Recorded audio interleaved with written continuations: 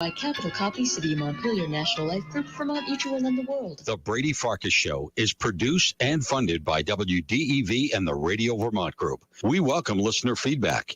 Email your comments to wdev@radiovermont.com. The teams you care about. Mac Jones is good. That's not the question. The question is he good enough to win repeatedly in this loaded AFC? The stories that matter to you. If I'm Xander Bogaerts, I need three things in order to get over that insulting contract offer. This is your home for New England sports. Jason Tatum, superstar. Book it. This is the Brady Farkas Show on WDEV AM, FM, and WDEVradio.com.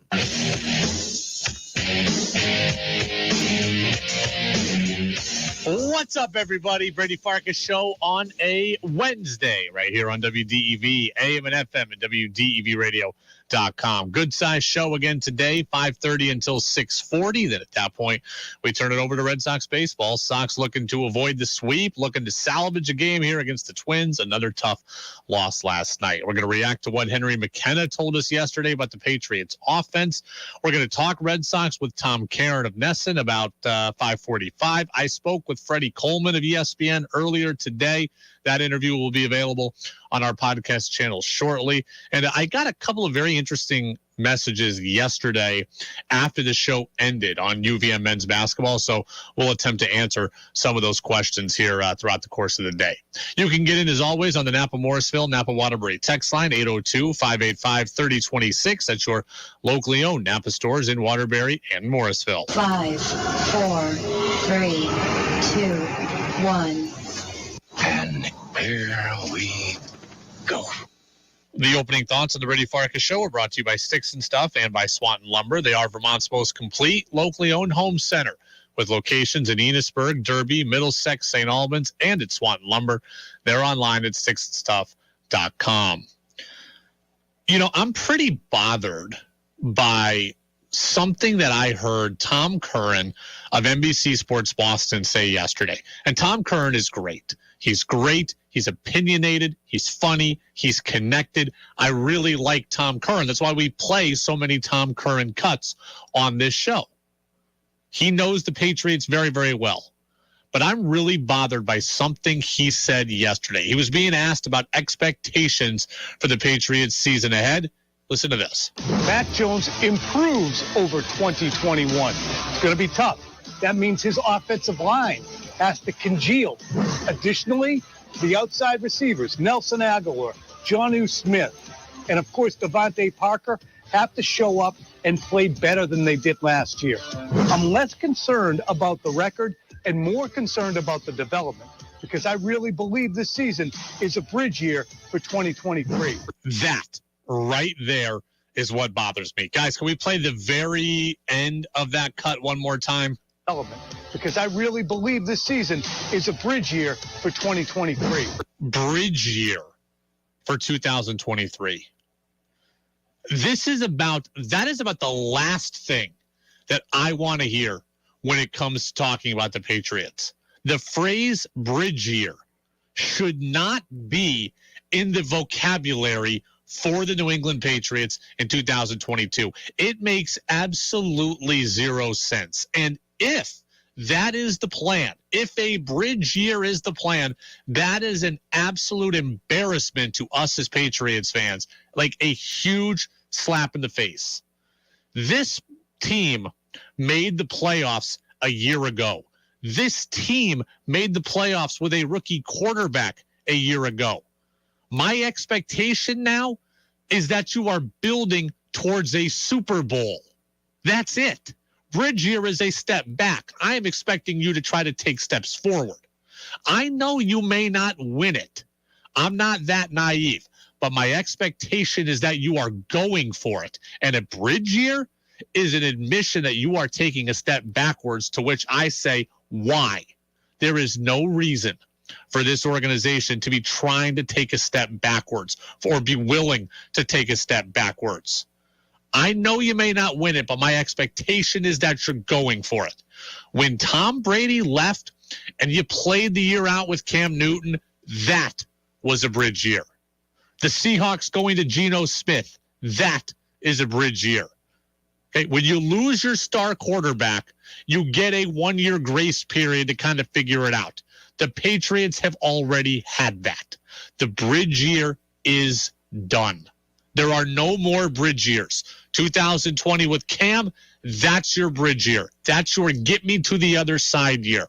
2021 when Mac was a rookie, that's your growing pains year. 2022, this should be full steam ahead. This is about trying to get to a Super Bowl. I don't want to hear nonsense about bridge years. I don't want to hear nonsense about, we're going to take the year off. We're going to reset the cap. No. We've done that. 2020 was that. 2020, the Patriots sat out free agency. 2020, the Patriots lost their quarterback. 2020, the Patriots signed the gap quarterback in Cam Newton. 2020, the Patriots went 7-9 and missed the playoffs. 2021, Pats spent all the money, right? They spent all the money. Jalen Mills, Devon Godchaux, Matt Judon, Kendrick Bourne, Nelson Aguilar, Hunter Henry, Jonnu Smith. They spent all the money for a reason, and that reason was to win. We were told 2020 gap year, 2021 growing pains, but we've spent big here, so the foundation is laid. 2022, the expectation should be that we go for it. What are we doing here if we're talking about bridge years? The rookie quarterback contract lasts 4 years before you start to get expensive, 5 years before you're really expensive. While you are in the rookie contract mode for your quarterback, you are in all systems go.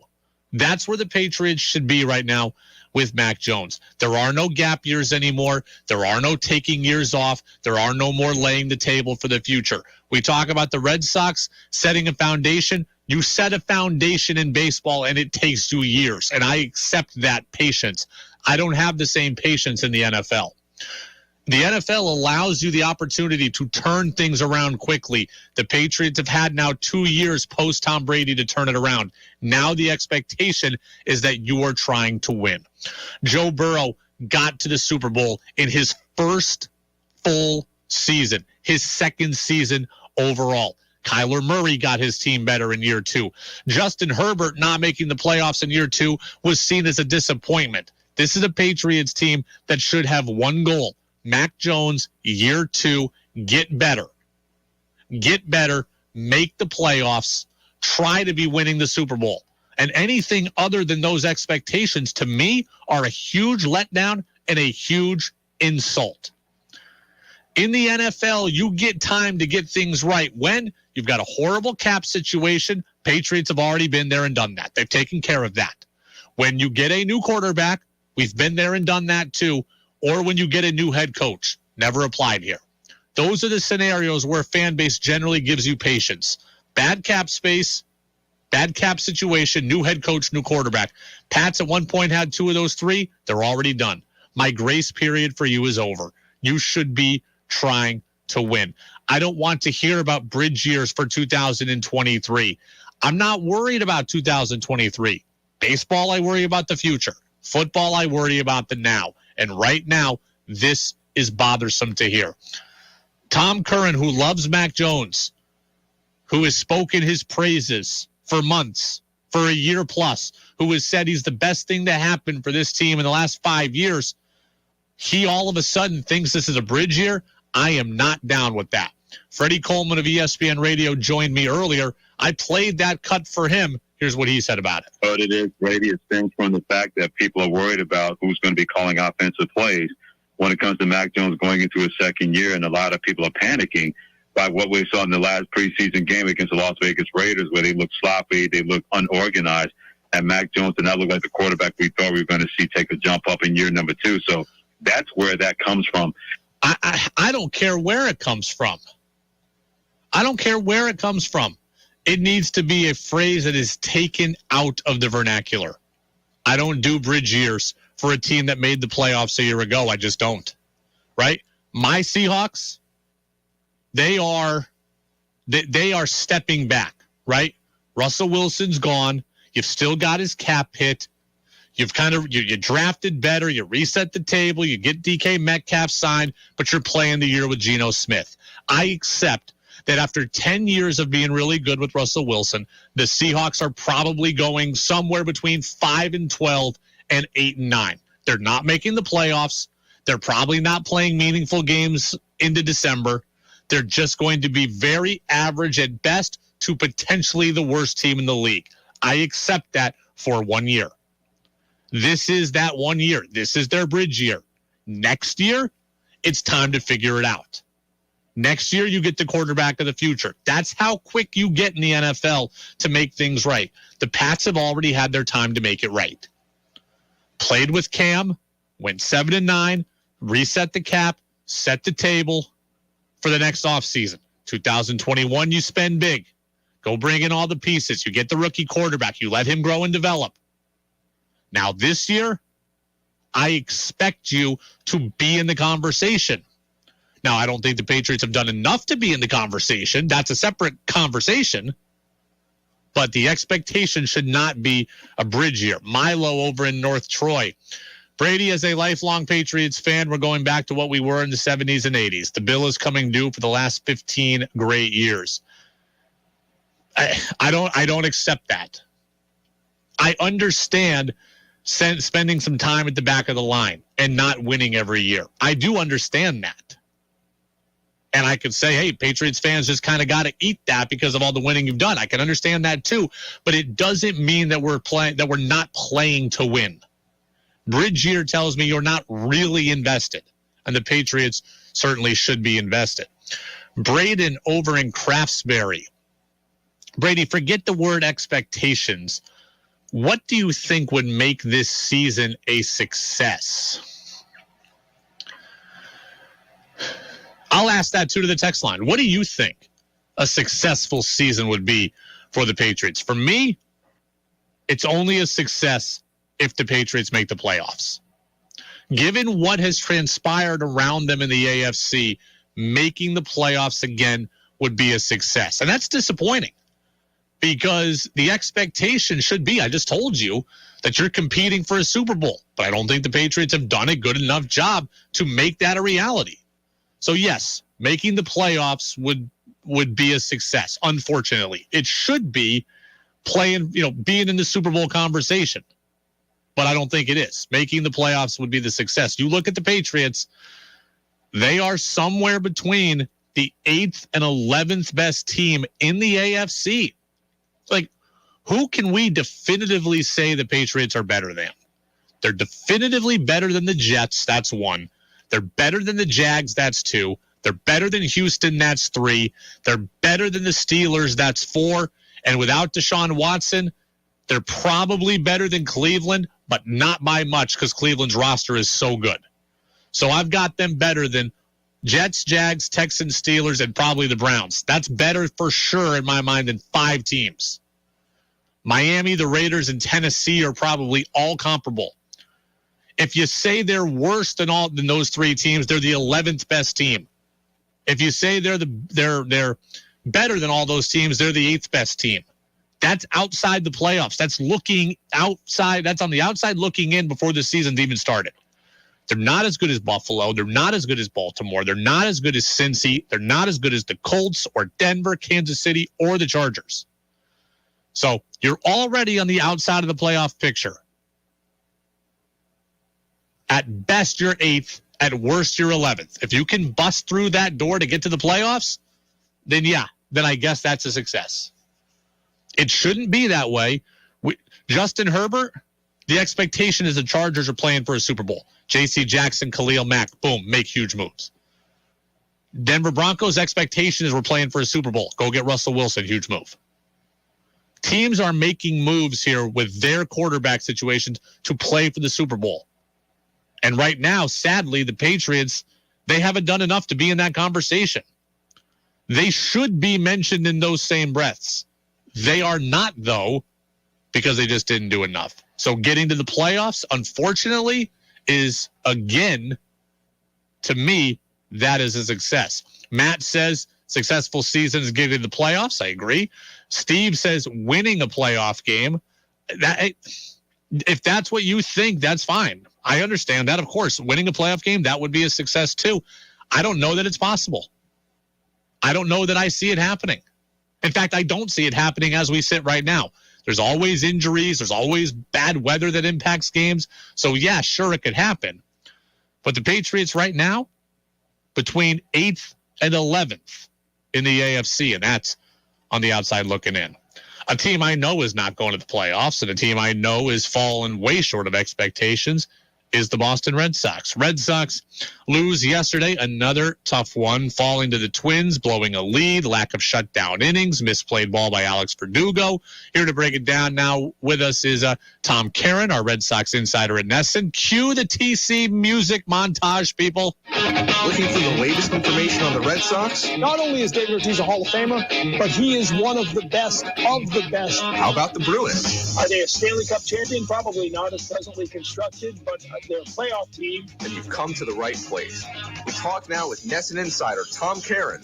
Baseball isn't boring because there's still nothing like the communal gathering of fans at a baseball game. On the Brady Farkas Show on WDEV AM, FM, and WDEVradio.com. We just talked about Tom Curran. Now we go out to Tom Caron, our Red Sox insider over at NESN. Tough loss last night again, TC. Thanks for being with us, though. How are you?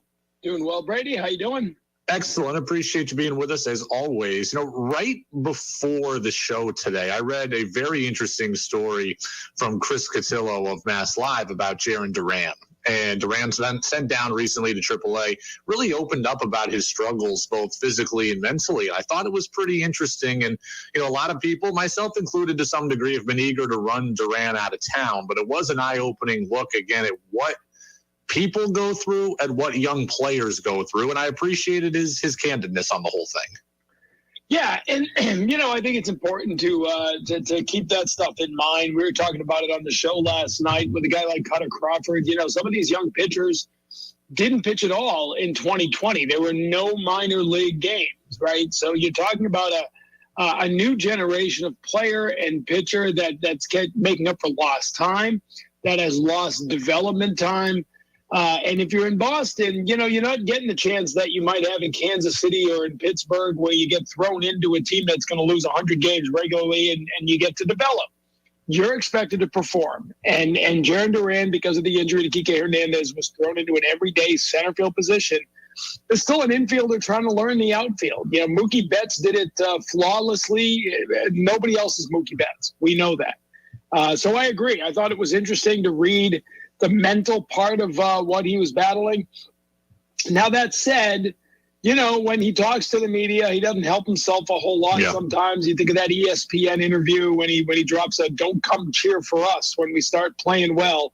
That's not what you need to be saying when you're having a tough season. Just stay humble like he was in this piece, and talk. Be transparent with what you're going through. And I'm glad he finally did that today. Speaking of transparent, I was talking about this with Buster Olney the other day.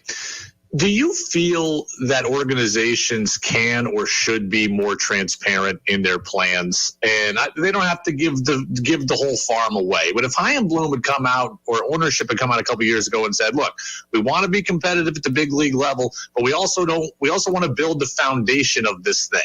And, it might take us a little bit to be big spenders, but we are going to get there." If they had done that, if they had laid out that plan, would that have been good, or would we have been killing them anyways? We'd have been killing them earlier, I think. That's the way it goes in Boston, right? Was it Ben Cherington who talked about the bridge year, and then, the Dan Shaughnessy-led Pitchfork Brigade with torches storming the castle. Where bridge year became the rallying cry for an organization that didn't care. I think some other organizations, especially in baseball, can be more transparent. The Red Sox have the resources and charge the prices that fans rightfully have a right to expect them to be in contention every year. Now, we know that's impossible. But nobody here paying $75 to park their car and who knows what for tickets and hot dogs and a beer. And nobody wants to hear that you're investing that money to see a game for a team that is 2 years away from being competitive. So I don't know that you can do it here. I think realistically it's very hard to do it in Boston.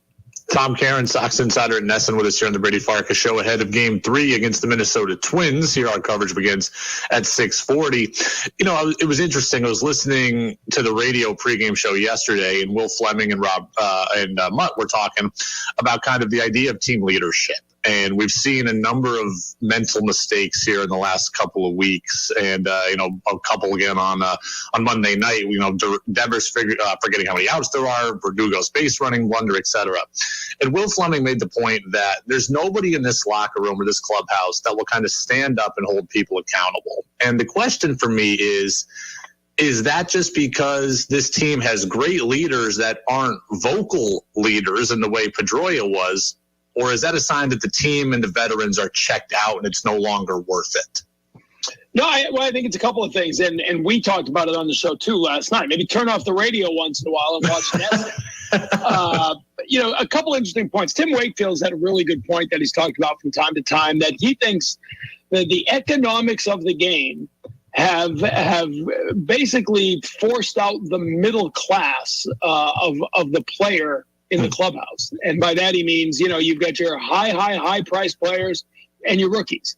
And he said even back, 20 years ago when he was coming along, the highest priced players are generally not leaders. They are great players. They do their thing. You hope maybe there's some leadership, but David Ortiz was a leader at the end.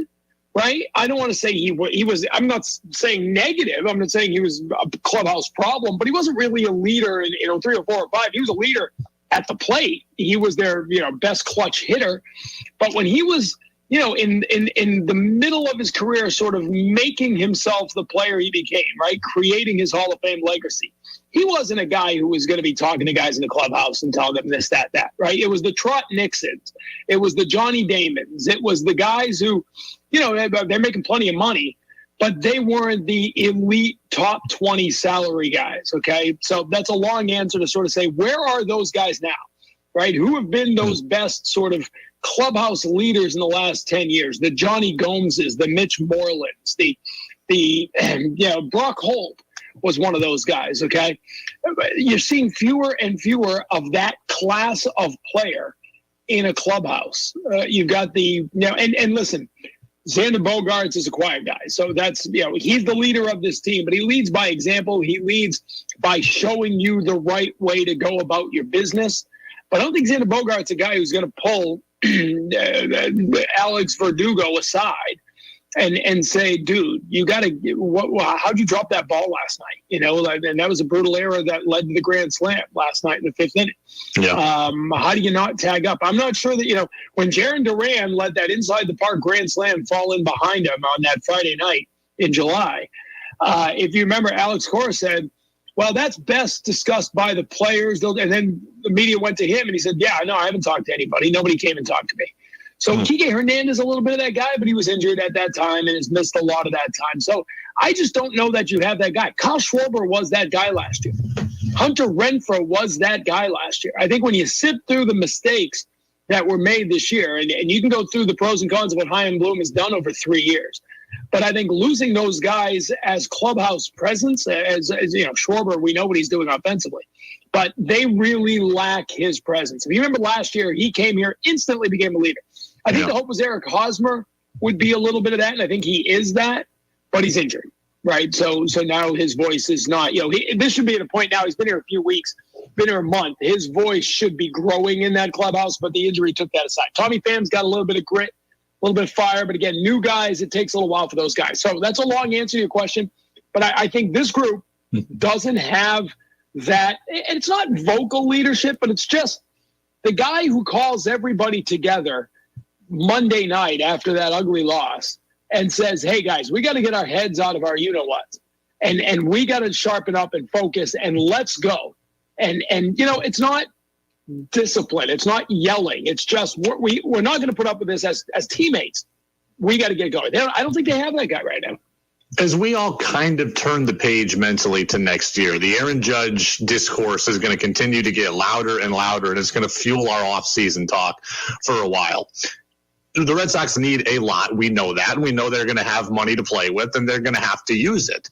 Are you more inclined to try to make that kind of big move and get a guy like Aaron Judge, or are you more inclined to go and say, hey, we're going to get Andrew Benintendi and Mitch Haniger? Like, what kind of plan do you like better? Well, you're talking to a guy who cares about TV ratings, okay, not just wins and losses. So I want Aaron Judge. Of course. Wait, listen, in 2004, 2008, 2007, 2000, and for most of the history of this ownership group, the Red Sox have been in on every big free agent name. There was no name too big for the Red Sox to at least consider, right? Trying to engineer the A-Rod deal, right? Trying to, signing Manny Ramirez even before this ownership group, right? Bringing in players and locking them up and signing them for long-term deals. Well, there's no reason on earth, Dave O'Brien and I had a conversation about this prior to one of the games about a month ago before the trade deadline, when there were rumors that Shohei Ohtani might be on the market. Red Sox should be the first ones calling. Yeah. Now, it doesn't mean they can make the deal. Why aren't they in on Juan Soto?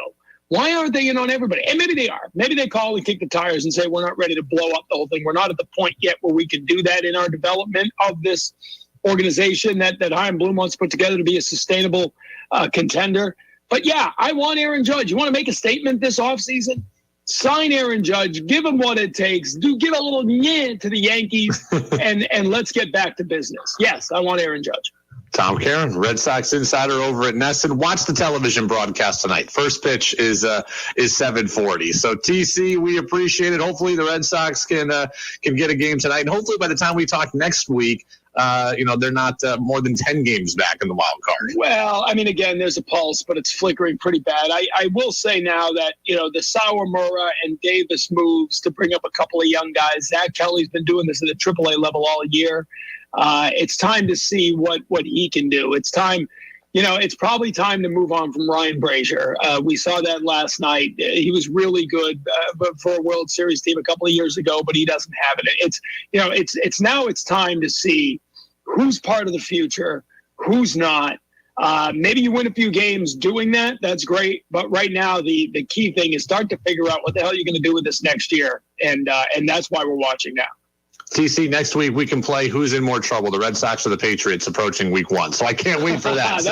I hope we got extra time. You block out extra time for the day.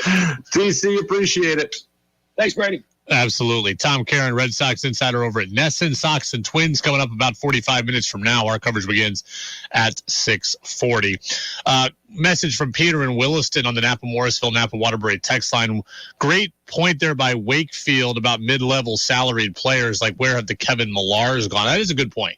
And it's not something that I had really thought about. We really want you want your best players, you want your highest paid players to be your team leaders. They're not all wired that way. Now I look in this clubhouse and I think who those guys could be. Kike Hernandez, yes, he's been hurt a lot. And maybe Verdugo can grow into that role, but they just don't have those kind of guys right now. Christian Vasquez probably could have been that guy. Obviously, he's gone. We're going to talk about the Aaron Judge stuff in the next hour. We're going to get to more of the TC stuff tomorrow, and we do have a full show and all 90 minutes available to us. I encourage you to go read the Jarren Duran story. Chris Cotillo, Mass Live, wrote the story on Duran. Duran was very open and very honest and very transparent about his struggles. And I am a sucker for when somebody is transparent and when somebody is vulnerable and open. So I always gravitate to those guys and I root for them. You can't let this story impact your thoughts on Duran as a player, but it was very interesting about his vulnerabilities. And he said, look, I'm playing poorly. I do hear what people are saying about me. So often athletes tell us they don't listen. Duran's telling you that I do hear it and it does bother me and I'm trying to work my way through it. He's talked about not wanting to be a burden to guys in the clubhouse. So that's why he doesn't share his struggles with everybody else. And so kind of his battle is a lone wolf. I thought it was very, very interesting. Again, it doesn't mean you shouldn't trade him in the off season or whatever, but I like guys who are vulnerable. It is the Brady Farkas Show on WDEV, AM and FM, and WDEVradio.com. We'll get the CBS National News Update. And then Yesterday, Henry McKenna of Fox Sports told us finally what the plan is for the Patriots offense. But there is a problem with it. We'll tell you what that is after the CBS News update right here on WDEV, AM and FM. 96.1 WDEV FM Warren, 96.5 W243 AT Barrie, 98.3 W252 CU Montpelier, AM 550 WDEV Waterbury. This is CBS News on the Hour, sponsored by Dell Small Business. I'm Matt Piper in New York, where all eyes again will be on Serena Williams at the U.S. Open in 1 hour. When she won on Monday, 23,000 people were rooting for the 23 Grand Slam title holder. WCBS TV's Alice Gaynor is at the stadium in the borough of Queens. Serena wasn't ready to say goodbye the other night. Thank goodness, say her fans. Of course, we love her. We're excited to watch her play. You're from Las Vegas? Yes. Okay, and who are you here to see? You already know. The GOAT. The GOAT, Serena. Williams goes up against number 2 seed Annette Kontaveit and was hinted that she may retire after this tournament.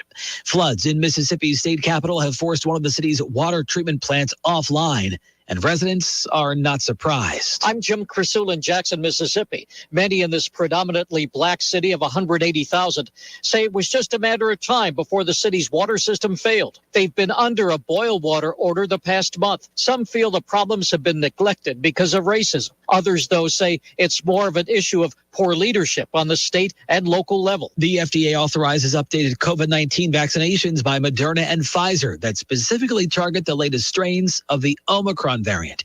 CBS's Dr. David Agus. The new boosters targeting BA4 and BA5 variant of COVID-19, as well as the original variant. The Pfizer booster is approved for 12 and older, the Moderna booster for 18 and older. Anybody who's at least 2 months out from the last booster shot is eligible for this. The Department of Justice says top secret documents found at Donald Trump's Florida home were likely concealed to obstruct an FBI probe into the former president's potential mishandling of classified materials.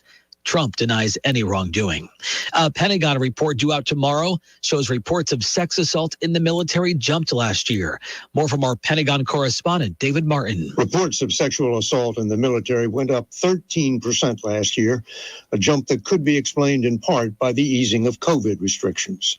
Statistics included in the Pentagon's annual sexual assault report show the Army experienced the largest increase, up by nearly 26%. Correspondent Allison Keyes on new research finding that too much blue light can cause cellular damage that leads to faster aging. The research found blue light and accelerated aging to be a problem for flies, but it may be another way that blue light can harm humans because the signaling chemicals in the cells of the species are the same. Researchers at Oregon State University say they are trying to convey a word of caution, adding the less blue light, the better. People are exposed to blue light in everything from electronic devices to indoor lighting. The Dow lost 280. This is CBS News. The Dell Technologies Labor Day event is here. Up to 48% off Vostro laptops with 12th Gen Intel Core processors. Upgrade by calling 877-ASK-DELL. The Labor Day event from Dell Technologies is here. End the summer strong by starting up a new season of productivity. Your business upgrade begins with up to 48% off top-rated laptops, like Vostro, taking performance to the next level with 12th Gen Intel Core processors. It's time to push your growing business even further. What's next for you? Upgrade today by calling 877-ASK-DELL. That's 877-ASK-DELL. My dad has a cold, but also has high blood pressure. That's why I got him Vicks NyQuil High Blood Pressure for fast, powerful nighttime relief. Unlike some ordinary cold medicines, it's specially formulated for people like my dad. NyQuil High Blood Pressure is sugar-free, alcohol-free, and decongestant-free. Vicks NyQuil High Blood Pressure. The nighttime sniffling, sneezing, coughing, aching, fever, sore throat, cold, and flu for people with high blood pressure. Like my dad. Medicine. Use as directed. 20 years after he was crowned the Chosen One, a hoop star updates the headline. Meet the Chosen Sons. 25 points, 12 rebounds, 9 assists for LeBron James. 20 years after LeBron appeared on the cover of Sports Illustrated, he fronts with his sons, 17-year-old Bronny and 15-year-old Bryce, both up-and-coming hoop stars in their own rights. The four-time NBA champ tells SI he's not speculating, but it's not out of the realm of possibility. He'll stick around long enough to play with his sons. At 37. LeBron says if he can stay sharp, fresh, and motivated, the sky's not even a limit for him. Deborah Rodriguez, CBS News. Life expectancy for Americans dropped in 2021 for the second straight year, the biggest two-year decline in a century, notably due to the COVID-19 pandemic. The federal report shows it's now at 76.1 years. In 2019, it was 78.8. Matt Piper, CBS News. Make your opinion heard by texting onto the Brady Farkas Show at 802-585-3026.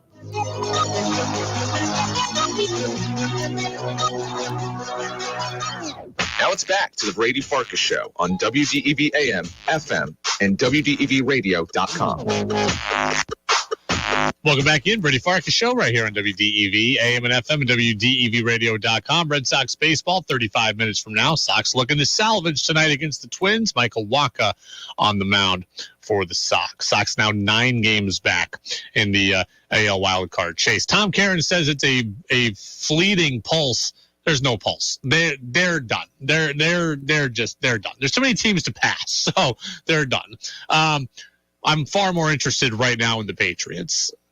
The Patriots, it is now clear, are making a long-term play with their offense. Yesterday, we had Henry McKenna of Fox Sports on, and he finally gave us a coherent answer about what direction the Pats offense is moving in and about why they felt the offense needed to change. Broader picture of how they're going to build an offense around Mac Jones.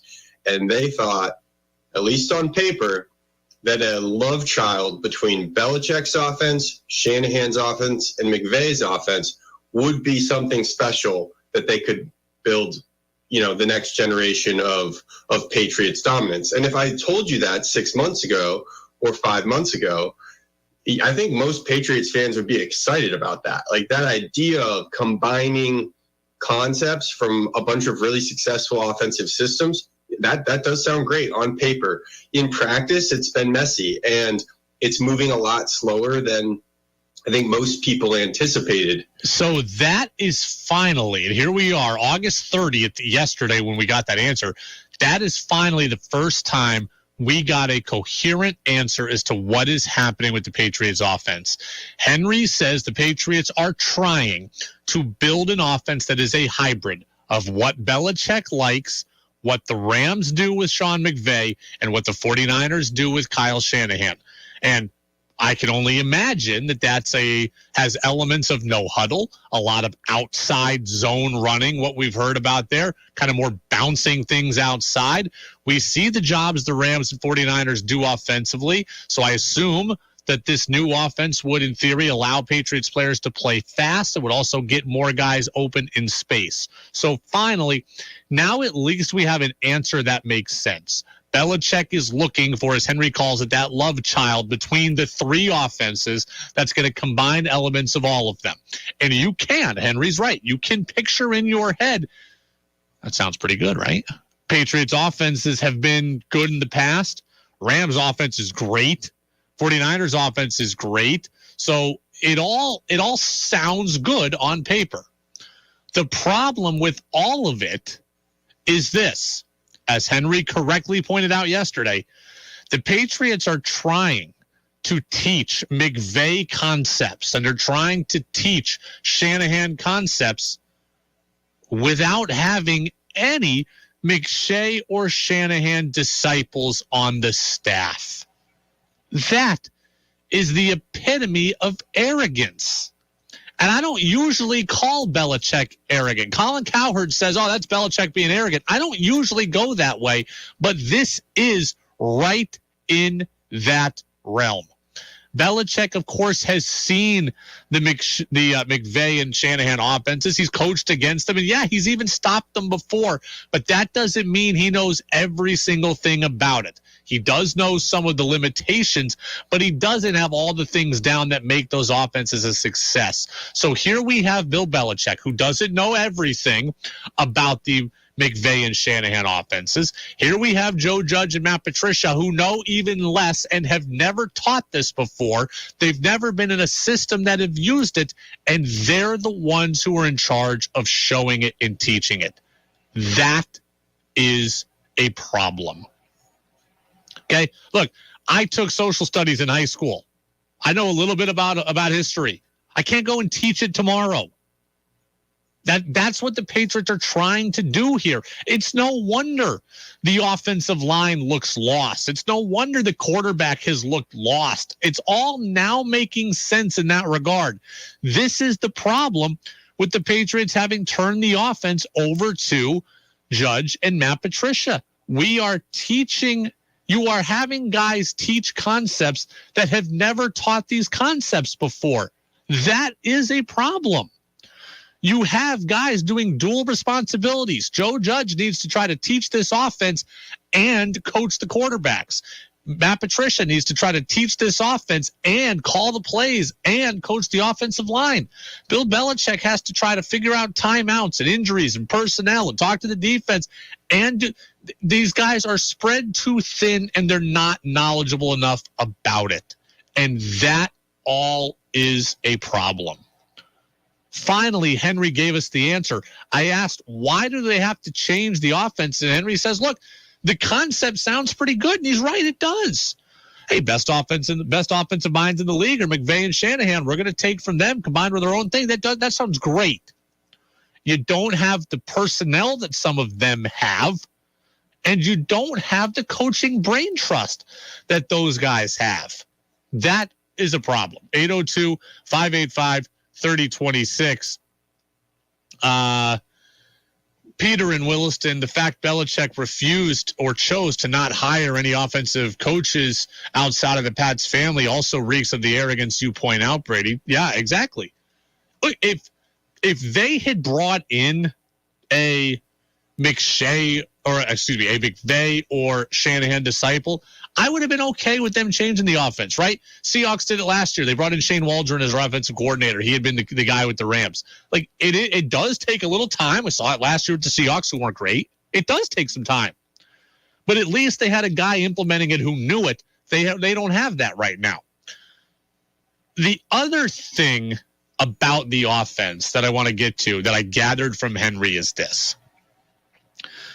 In addition to just trying to take concepts from two successful offenses, the Patriots are looking to build a plug-and-play system. In the past, the Patriots had this graduate level offense I've spoken about with Josh McDaniels and Tom Brady. Guys had trouble getting it.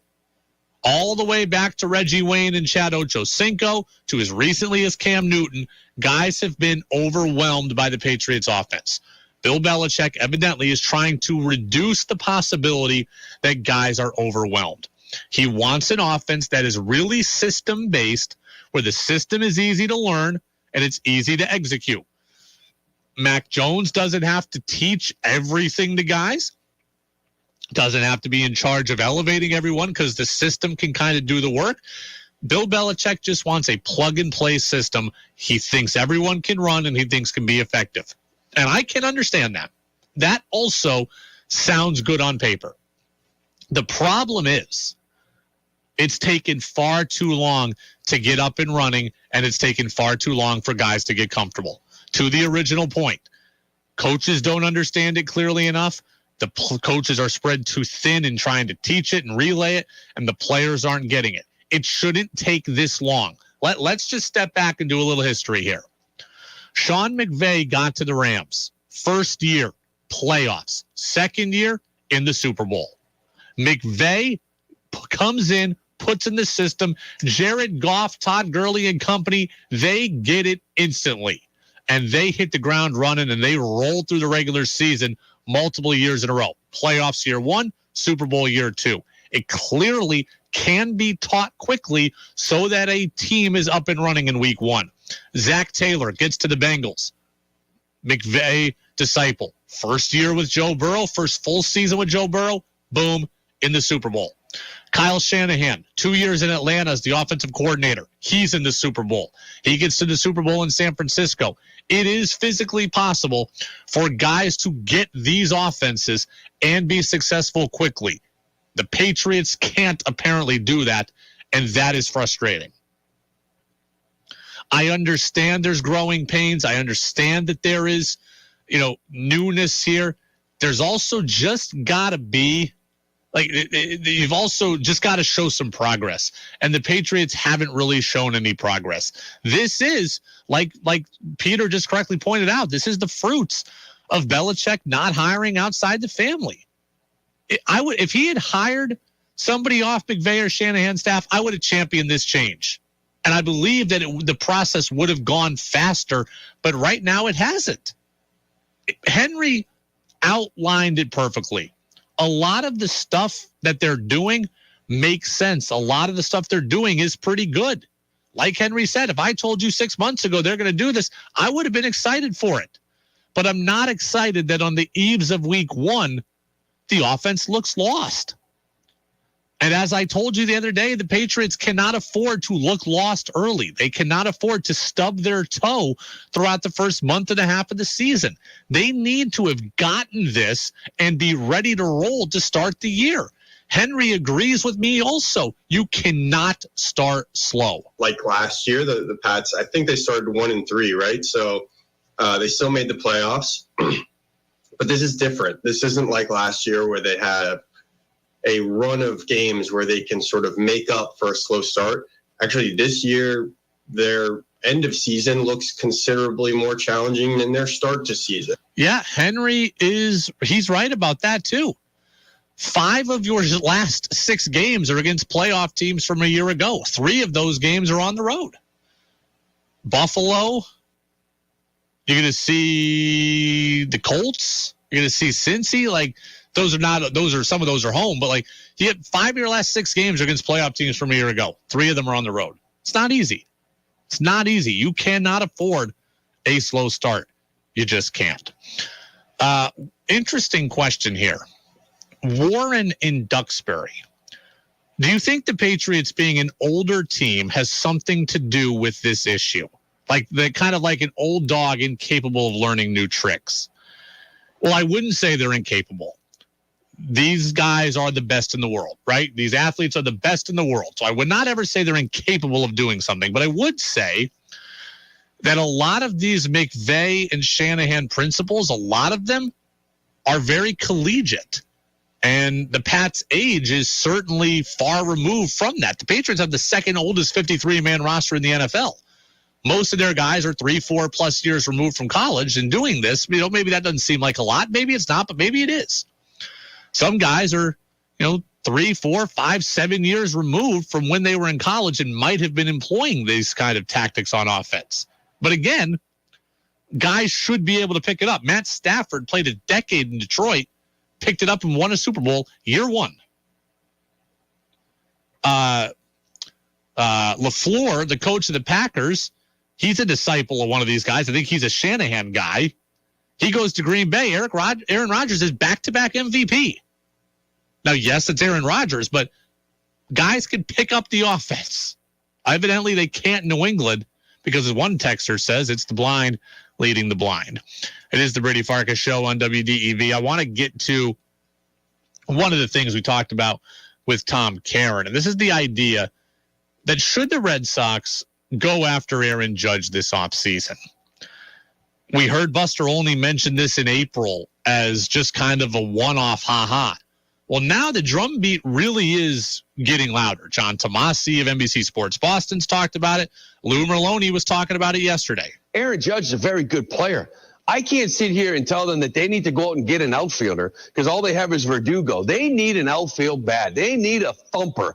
I am tired of seeing Jackie and Franchi and Kike and everybody else. They can be a third outfielder, but platooning both spots is never going to work. So Lou wants Judge. Tom Caron said he wants the Red Sox to get Judge. Do you want the Red Sox to get Aaron Judge? 802-585-3026. I'll say this. Aaron Judge, of course, is excellent. He's got 51 home runs. He is a great player.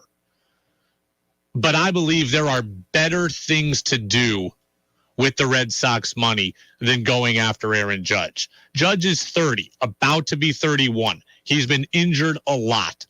I don't want to tie up 30 to 35 million for 10 years for a guy with that profile. I just don't. Now, I'd be interested in Judge on a short-term deal. Like if he wants 4 years and $180 million to go for $45 million a year for those 4 years, I would do it. Okay. So I'll amend my statement. I'd be interested in him in a very high annual contract value for very short years. He's not going to be interested in that. So he is going to want, he already turned down, 8 for 240. He's going to want 10 for 310. He's going to want 10 for 350. And there, to me, that is something that I'm not willing to do. The Red Sox need a lot. What they don't need is to assume that level of risk. 4 years, 180, I'd give it to them all day and say, hey, we'll take the 4 best years of your career and somebody else can have the broken down version of you. But I am not taking, a 10-year deal on Judge, 4 of them that are good and the other 6 that I'm regretting. I am not doing that. For $35 million a year, I can go get Andrew Benintendi, Mitch Haniger, and 2 relievers.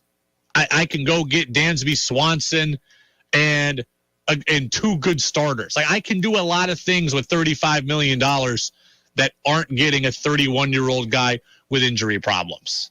I'm not trying to be cheap. I want this team to be aggressive. I want this team in on big names. I want this team and expect this team to spend big. But if you're worried about giving Xander Bogaerts at 30 a big money deal, you should be worried about Aaron Judge getting double that at his age, about to be 31. Bryce Harper and Mike Trout are both younger than Judge. They signed mega deals. They've already missed significant time since signing them. There's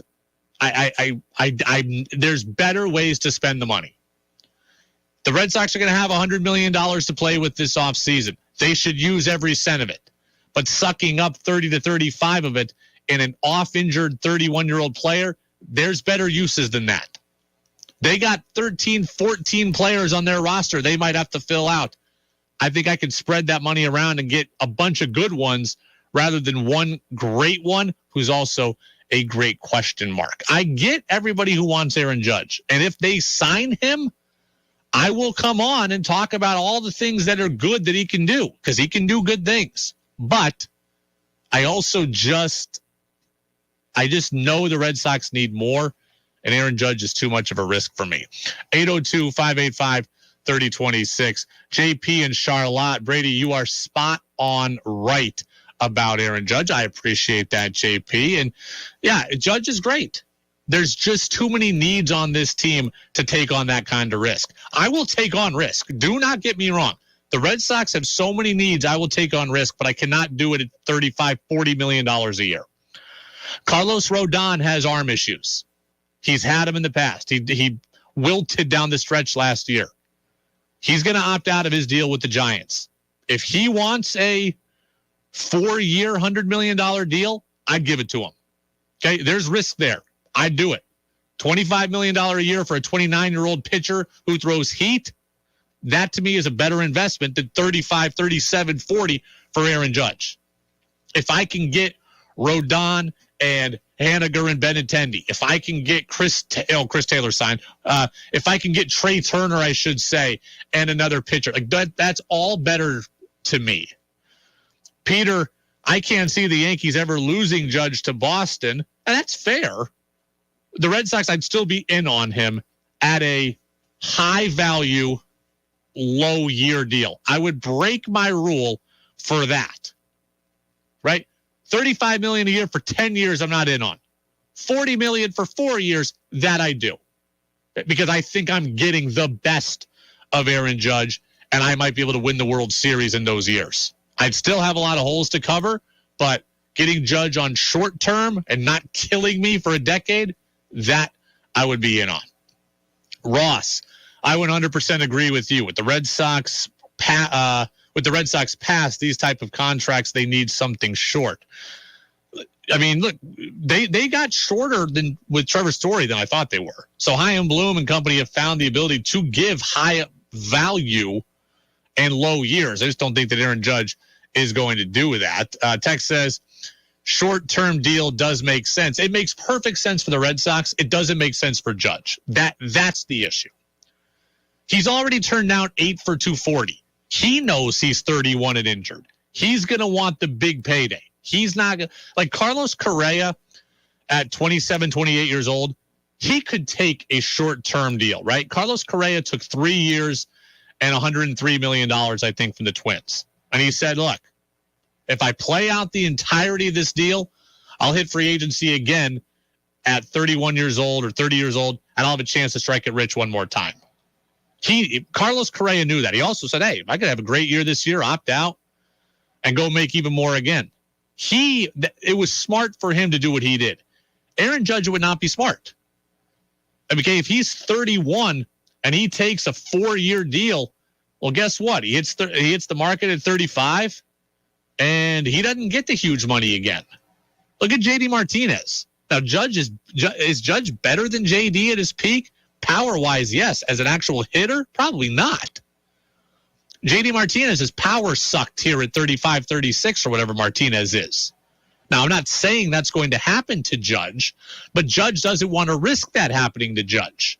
He doesn't want the 4-year deal to take him to 35 so he looks like JD at the end. He wants 7 or 8 years. He wants 10 years to ensure that he gets the money always. Texter says, I want to see money dumped into Bogarts. Well, Bogarts is now hitting better. He's still hitting for no power. I told you my offer for Bogarts. 5 years, $125. $25 million a year. Give him an opt-out after years 2, 3, and 4. Give him the chance to control his earning potential. You give him the long-term deal. He's got the assurance of 5 years, $125. But if he wants to opt out for more, he's got the freedom to do that. And I'm no longer the bad guy. That's what I would do with Bogarts. It's the Brady Farkas Show on WDEV, AM and FM at WDEVradio.com. I got a couple very interesting texts on UVM men's basketball. We've talked a lot of catamounts this week because of the non-conference schedule getting released. I'm going to answer those questions. It's next on DEV. Labor Day weekend, it's time to come together and celebrate. Come together in Northfield. Labor Day.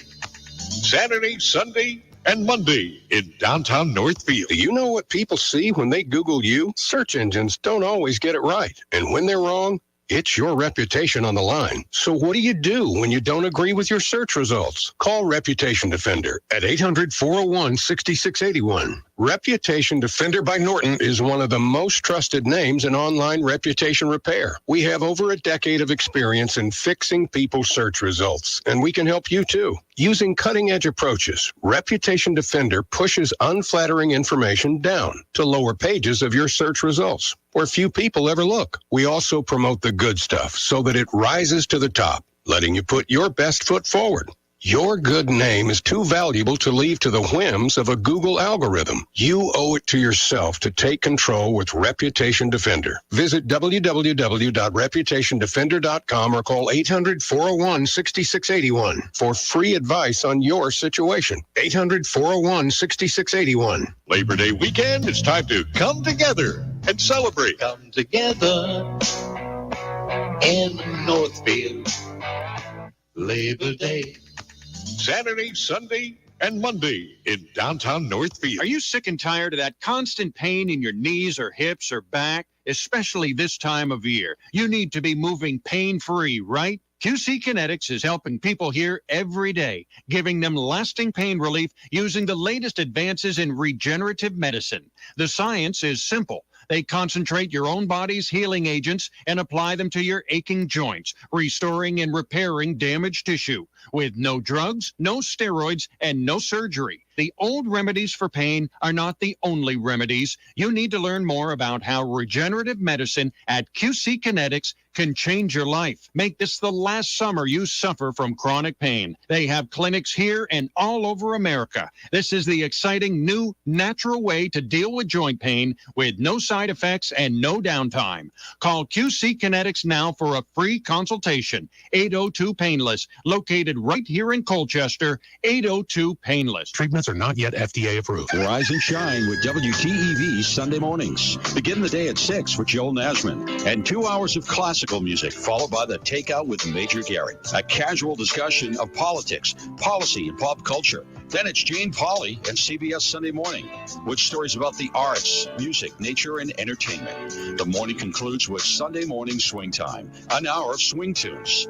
Join us Sunday mornings on WDEV AM and FM and streaming at WDEVradio.com. Want Brady to hear your opinion on the sports stories of the day? Text in at 802-585-3026. Now it's back to the Brady Farkas Show on WDEV AM, FM, and WDEVradio.com. Red Sox baseball 10 minutes from now. We'll give the lineups here before our final commercial break. Texter on the Napa Morrisville, Napa Waterbury text line. Awesome show tonight, Brady. I truly enjoy hearing the input and text from the other listeners. I do too. That is one of the best parts of this show. I encourage you, look, if you're driving, I get that you can't text, but if you are listening at home, you're listening in a restaurant, if you're listening at a store that you work at, whatever, send in as many texts as you want, because I don't have a co-host. We don't take really any calls because of the way our studio is configured. Texting is our interaction. It's more fun for me and it's more fun for you. So I welcome your input. There is no text that is, not going to be useful in some way to this show. Saw a couple of texts later yesterday after we actually got out of here on UVM men's hoops. And I wanted to kind of bring those to light. So we talked a lot earlier in the week about UVM men's basketball and their non-conference schedule, right? 15 games. I said I think it's a very difficult schedule with a lot of travel. Going 8-7 would be a huge accomplishment. Well, Texter says, Brady, this is what UVM men's basketball does to prepare for an America East title. It's not always about the outcomes. It's what the young players get out of it and the learning process that is most important. And I thought about that text for a while when I saw it this morning, and I don't agree. I really don't think that's the case. UVM does not schedule the way they do to benefit their young players and to get experience. UVM schedules the way they do to get as high a seed as possible in the NCAA tournament and to get as much tournament prep as they can, because they're not going to get it from their league. All coaches say the season is one game at a time and it's about prepping for the league, but I don't believe that's the case for UVM. Prepping for the league schedule is a positive byproduct of what UVM does in their non-conference. They are doing this to get tournament exposure, tournament-like experience, and to get a better seed in the tournament. We are at the point now, this is all the program is about. We are at the point where the league season, the America East season, is an afterthought to people.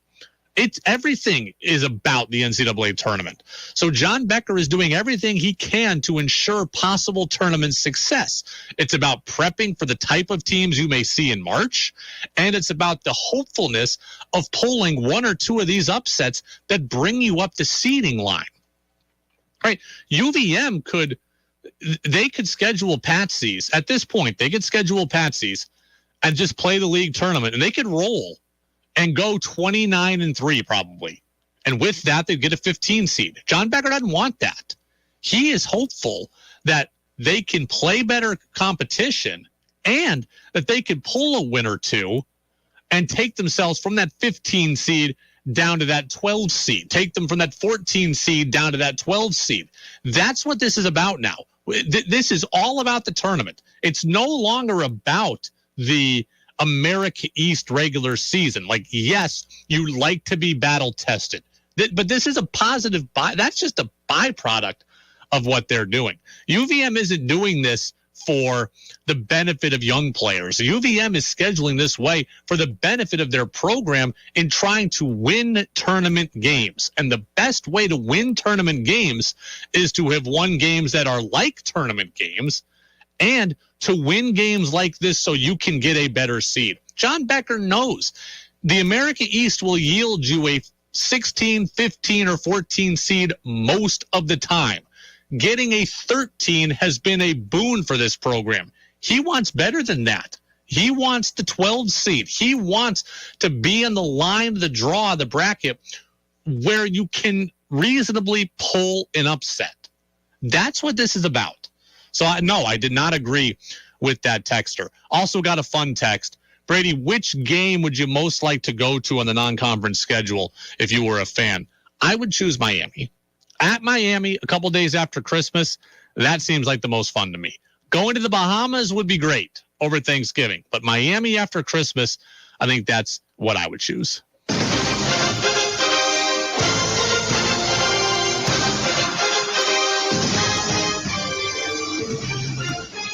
Red Sox come in 6 under. The Twins come in 6 over. Michael Wacha's on the mound at 9-1 for Boston. Joe Ryan is 10-6 for the Twins. He dominated the Red Sox when these two teams met back in April. Tommy Pham is in left for the Sox in the leadoff position. Alex Verdugo in right. Xander Bogaerts is at short. Rafi Devers at third. JD Martinez the DH. Trevor Story is at second. Kike Hernandez in center. Bobby Dahlbeck at first. And Kevin Plawecki is the catcher, and he bats ninth. For the Twins, Luis Arias is the DH. Carlos Correa is at short.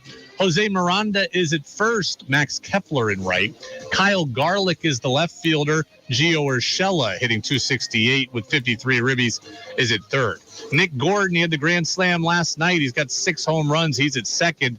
Gilberto Celestino is in center. And Sandy Leon, the former Red Sox, is the catcher, and he bats ninth. Red Sox look to salvage the series. They look to avoid a sweep. Those are things we've said too many times this year. Red Sox are off tomorrow. We've got a full show, all 90 minutes, and a very cool guest. Joining us tomorrow, Danielle Marmer is going to stop by at 5:45. Danielle Marmer is the first ever on-ice assistant coach hired by the Boston Bruins that is a female. Danielle Marmer, Bruins assistant coach, first female on-ice coach hired by the organization, and she's a Vermont native. She's going to be with us tomorrow at 5:45. Full show podcast available on our podcast channels, on Apple Podcasts and on Spotify. Thanks to Tom Caron. Thanks to Freddie Coleman. Both those interviews soon available on our podcast channel. Go Sox. Labor Day weekend, it's time to come together and celebrate. Come together in Northfield.